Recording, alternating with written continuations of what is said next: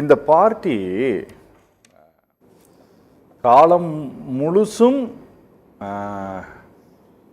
அந்த கரையை போக்கவே முடியாத அளவிற்கான சார்ஜஸை அன்புமணி ராமதாஸ் மேலே வைத்திருக்கிறார். அவர் ஒரு உரிமை மீட்பு பயணத்தை மேற்கொள்கிறார். என்ன உரிமையை மீட்க போறாரு அப்படின்ட்டு எதிர்க்கட்சிகள் கேட்டால் பரவாயில்லை, ஆனால் கேட்பது டாக்டர் ராமதாஸ் கேட்கிறார். யாரோட உரிமையை நீ மீட்க போற? இவ்வளோ நாள் வீட்டில் தூங்கிட்டு அப்படின்னு சொல்றது டாக்டர் ராமதாஸ். இவர் ஒரு பக்கம் பயணத்தை மேற்கொள்கிறார். அரசியல் ஸ்டேட்மெண்ட்டில் கொஞ்சம் அப்படி இப்படி திட்டுறது இதெல்லாம் கொஞ்சம் காலம் ஆனால் மறந்து போயிடும்னு. ஆனால் இன்றைக்கி டாக்டர் ராமதாஸ் அன்புமணி மீது வைத்திருக்கக்கூடிய சார்ஜஸ் இது காலப்போக்கில் இதெல்லாம் மறைந்து விடக்கூடிய சார்ஜஸா? இதெல்லாம் கண்டிப்பாக மறையாது. இந்த சண்டை இவங்க ரெண்டு பேரோட குவாலிட்டியும் காட்டுது. அது ராமதாஸோட குவாலிட்டியும் காட்டுது, அன்புமணியுடைய குவாலிட்டியும் காட்டுது. ரைட்டா? தகப்பனுக்கும் மகனுக்கும் இடையே தகராறு இந்த அளவுக்கு வந்ததே கிடையாது எந்த அரசியல் கட்சியிலையும். பாருங்கள், வைகோ ஈல்ட் ஆகிட்டார். முழுக்க துரை வைகோ சொல்கிறது தான் கேட்குறாரு அவர். அந்த மாதிரி தான் ராமதாஸ் ஒரு கட்டத்தில் அன்புமணிக்கு ஈல்டாகி அன்புமணி சொல்கிறதுக்காக கேட்டு அன்புமணியை பயங்கரமாக ப்ரொமோட் பண்ணி கொண்டு போனார். நாளைக்கு துரை வைகோக்கும் இதே நிலவரம் வரும். ஸோ ரெண்டு பேருமே எக்ஸ்ட்ரீம் ஸ்டேஜுக்கு போயிட்டு ரெண்டு பேரும் எக்ஸ்ட்ரீமாக தங்களை குற்றச்சாட்டு சொல்கிறாங்க. ஆனால் ராமதாஸ் ரெண்டு விஷயம் இது வரைக்கும் செய்யலை. ஒன்று, அவரை கட்சியை விட்டு நீக்கலை. ஒன்று. ரெண்டாவது அன்புமணி செய்த மருத்துவக் கல்லூரி ஊழல் பற்றி அவர் பேசலை. மந்திரி ஆகினது தப்பு அதெல்லாம் சொல்கிறார். ஆனால் அவர் ஊழல் செஞ்சு கொள்ளையடித்த பணம் எங்கே, அந்த பணத்தை பற்றின விஷயங்கள் எங்கே, விவரங்கள் எங்கே, எதையுமே ராமதாஸ் பேசலை. ஸோ ராமதாஸும் காஷியஸாக தான் இருக்கார், பேசுகிறதுல காஷியஸாக தான் இருக்கார். தகப்பனை மிஞ்சின தனையம் இல்லை, தனையனை மிஞ்சின தகப்ப இல்லை, இப்படி தான் பேசிக்கிட்டு இருக்காரு. ரைட்டுங்களா? அவர் எங்களுடைய குல தெய்வம் அப்படின்னா இவன் கழுத்தில் குத்துற தெய்வம் அப்படின்லாம் தான் பேசிக்கிட்டு இருக்கார். ஸோ இட் இஸ் என்னை பொறுத்த வரைக்கும் இது ஒரு கால்குலேட்டட் ட்ராமான்ற மாதிரி தான் தெரியுது. ஃபேமிலிக்குள்ளே இப்போது ஸ்ரீகாந்தி அவங்களுடைய குழந்தைங்கள இப்போ சுகந்தன் ஒருத்தரை இப்போது கொண்டு வர போகிறாரு. அந்த மாதிரி விஷயங்கள்லாம் அவர் வெல் பிளான்டு ஆர்கஸ்ட்ரேட்டடு ட்ராமா தான் போயிட்டுருக்கு. இதில் இப்போவும் அவர் என்ன பண்ணுறாரு, அன்புமணின்ற ஒரு வாரிசை விட்டு இன்னொரு வாரிசை கொண்டு வர்றாரு, காந்தின்னு ஒரு வாரிசை கொண்டு வர்றாரு, ஆணை விட்டு பெண்ணை கொண்டு வர்றாரு. அவர் பொதுக்குழு நடத்துகிறாரு. பொதுக்குழுவில் ஒரு இன்ட்ரெஸ்டிங்கான சீன் என்னென்னா, அந்த மண்டபத்து வாசலில் ஒரு பிள்ளையார் கோவில் இருந்தது. அங்கே போயிட்டு எல்லாரும் ராமதாஸ்க்கு நல்ல புத்தி கொடு, ராமதாஸ்க்கு நல்ல புத்தி கொடுன்னு அர்ச்சனை பண்ணி வேண்டிக்கிட்டு இருந்தாங்க. இது பொதுக்குழுவில் நடக்கிற வேறு விஷயமா அது? அது மாதிரி ரெண்டு பேருமே எனக்கு தெரிஞ்சு ரெண்டு பேருமே வரம்பு மீற மாட்டாங்க. ரெண்டு பேரும் தங்களோட சொத்துக்கள் எவ்வளோ இருக்குது, அவர் என்ன ஊழல் செஞ்சார், அதில் என்ன பணம் சம்பாதிச்சார், அதை பற்றி ரெண்டு பேருமே பேச மாட்டாங்க. ஏன்னா ரெண்டு பேருக்குமே அதில் பங்கு இருக்குது. ஸோ இது ஒரு கால்குலேட்டட் வெல் ஆர்கஸ்ட்ரேட்டட் ட்ராமா. இப்போது ஏடிஎம்கே சார்பில் பேசுகிறவங்க யாராக இருந்தாலும் சரி, அடுத்த தடவை பணம் கொடுக்கும்போது கொஞ்சம் பார்த்து டிவைடடாக கொடுங்க. அன்புமணிக்கும் கொடுங்க, ராமதாஸுக்கும் கொடுங்க. அந்த ஈக்குவேஷனை கரெக்டாக பண்ணிவிடுங்க, இந்த பிரச்சனை ஒழிஞ்சிடும் அப்படின்னு தான் தோணுது. இந்த பார்ட்டி ஒரு வேளை பலவீனம் அடைகிறது அப்படிங்கிற மாதிரியான ஒரு தோற்றம் இந்த ரெண்டு பேரும் பிரிந்திருப்பதனால் ஏற்படுதுன்னு வச்சுக்கோங்களேன். அப்படி ஒரு என்ன நமக்கே கூட தோணுது. இந்த மாதிரி வட மாவட்டங்களில் நல்ல வலுவாக இருக்கக்கூடிய ஒரு பார்ட்டி இப்படி பலவீனம் அடைகிறது அப்படின்னா அது யாருக்கு பலன் தரக்கூடியதாக மாறும்? நிச்சயமாங்க. தமிழ்நாடு முழுக்க ஒரு சோஷியல் இன்ஜினியரிங்கை பண்ணிக்கிட்டு இருக்கக்கூடிய ஆள் பாஜக. எல்லா கம்யூனிட்டிக்குள்ளேயும் ஊடுருவுறாங்க அவங்க. ஓகே. எல்லா கம்யூனிட்டிக்குள்ளேயும் அவங்க லீடர்ஸையும் வச்சுருக்காங்க.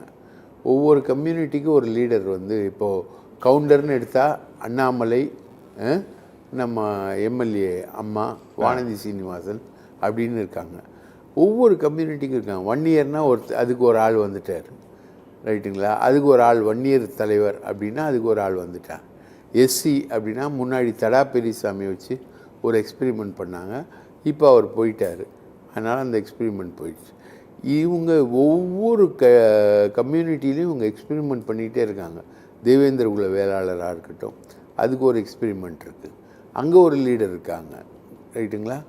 இப்போது எந்த கட்சி தமிழகத்தில் பலவீனமானாலும், அது அதிமுகவாக இருந்தாலும் பாமகவாக இருந்தாலும், ஏன் திமுக கூட இருந்தாலும், விட்டா திகாவு கூட, எந்த கட்சி பலவீனமானாலும் அதில் பலன் பெறுபவர்கள் பாஜகவினர். ஓகே. ஒரு கட்சி பலவீனம் அடைஞ்சதுன்னா அதில் வளரக்கூடியது பாஜக. அதுக்கான ஒர்க் அவுட்டை வந்து அவங்க ரொம்ப கிளியர் கட்டாக பண்ணுறாங்க.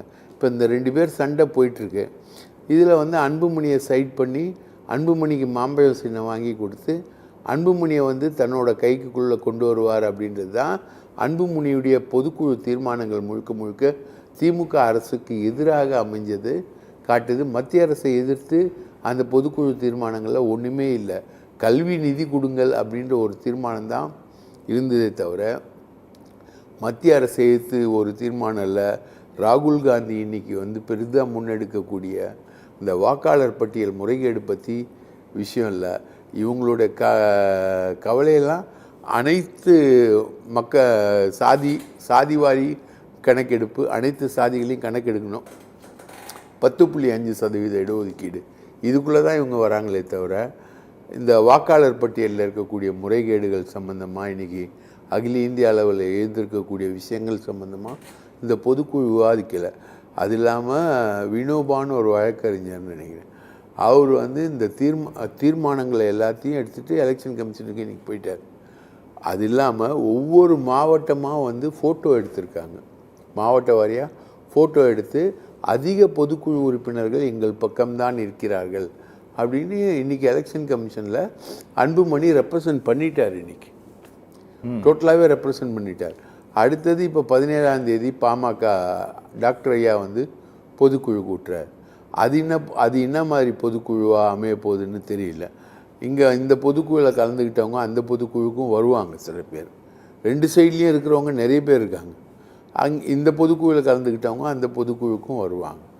ஸோ இது வந்து நீரடித்து நீர் விலகாதுன்ற கதை மாதிரி இவங்க அதை கொண்டு போகிறாங்க. ஆனால் பேசிக்காக இந்த கட்சியுடைய ஓட்டு வந்து சல்லி பைசா கூட தேராது, அம்மா ஜல்லி தேராது. அவங்க லாங்குவேஜில் சொல்லணுன்னா அம்மா ஜல்லி கூட தேராது. அந்த அளவுக்கான ஒரு டிட்டாரியேஷன், அழிவு முழுக்க முழுக்க போது. ஒரு இடஒதுக்கீடை போராடி வென்ற ஒரு இயக்கம், இடஒதுக்கீட்டுக்கான போராட்டத்தில் 21 பேர்கள் செய்த தியாகத்தெல்லாம் குறைச்செல்லாம் மதிப்பிட முடியாது. மிகப்பெரிய போராட்டம், வரலாறு காண முடியாத போராட்டம். அந்த போராட்டத்தின் விளைவாக தான் வந்து திமுக அரசு வந்து 20% இடஒதுக்கீடு கொடுத்தது. கலைஞர் எனது நண்பர் அப்படின்னு இன்றைக்கி பேசிக்கிட்டு இருக்கார். முதல்வர் வாங்க, முதல்வருக்கு நான் சொல்கிற ஐஏஎஸ் அதிகாரிகளை அனுப்புங்க, நான் சொல்லி விட்றேன், அதுக்கேற்ற மாதிரி போதைப் பொருட்கள்லாம் ஒழிங்க, நாங்கள் போராட்டம் நடத்தினால் நாடு தாங்காது, இப்படிலாம் பேசிக்கிட்டு இருக்கார் டாக்டர் ஐயா. இவர் அதை தாண்டி இவர் கொஞ்சம் திமுகவுக்கு இணக்கமாக பேசுகிறாரு, இவர் திமுகவுக்கு மிகவும் எதிரியாக பேசுகிறார். ஓகே, 2லேருந்து 1 கிளீனாக தெரியுது. இவர் வந்து பிஜேபி கூட்டணிக்கு போக போகிறாரு, யார் அன்புமணி நல்லா போக போகிறாரு. அதே மாதிரி இவர் வந்து முழுக்க முழுக்க ப்ரோ டிஎம்கே கூட்டணிக்கான ஆரம்பகட்ட வேலைகளை வந்து டாக்டர் ராமதாஸ் செய்கிறார். அப்போது திமுக கூட்டணிக்குள்ளே இவர் இடம் பெறுவதற்கான முயற்சியினோட விளைவு தான் நான் வெற்றி கூட்டணியை அமைப்பேன், இறுதியில் நான் அமைக்கக்கூடிய கூட்டணி வெற்றி கூட்டணியாக அமையும் அப்படின்னு ராமதாஸ் சொல்கிறதெல்லாம் வந்து திமுக கூட்டணியை தான் சொல்கிறார். ஸோ 2 பேரும் 2 அணிகளுக்குள்ளே ட்ராவல் பண்ணுறதுக்கான விஷயம் என்பது நடந்து கொண்டிருக்கிறது. அதில் அரசியல் பேரங்கள் இருக்கும், அதில் வந்து கிடைக்கக்கூடிய பலாபலன்கள் வேறு வேறு மாதிரி இருக்கும். இப்போ அதிமுக கூட்டணினா கிடைக்கக்கூடிய பலாபலன்கள் எல்லாமே வந்து அன்புமணிக்கு போகும், அது பணமாக இருந்தாலும் எதுவாக இருந்தாலும். அதே மாதிரி திமுக கூட்டணினா அதில் கிடைக்கக்கூடிய பலாபலன்கள்லாம் ராமதாஸுக்கு போகும். இப்போ வந்து ஒரே சைடில் இருந்த கட்சியை வந்து 2ஆக பங்கு போட்டு 2 பேரும் பலாபலன்களை அனுபவிக்கக்கூடிய நிலைக்கு தான் இது வந்திருக்கு. ஓகே.